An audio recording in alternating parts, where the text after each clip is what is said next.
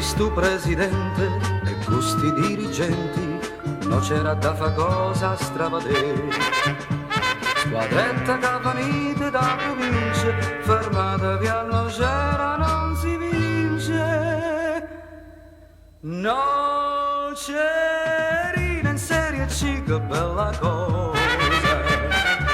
Nocerina, Nocerina, Nocerina, che bella cosa.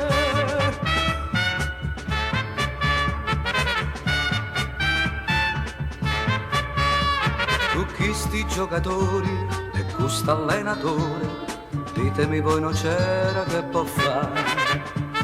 Per forza va da fa mancio limone a tutte sti squadrette Serie D.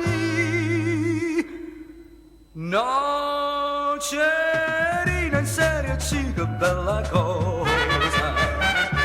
Nocerina, Nocerina, Nocerina, Nocerina, che bella cosa.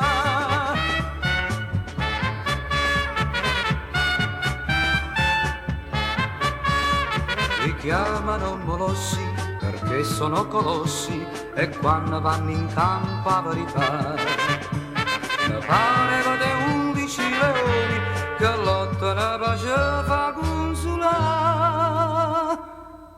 Nocerina in Serie C, che bella cosa. Nocerina, Nocerina.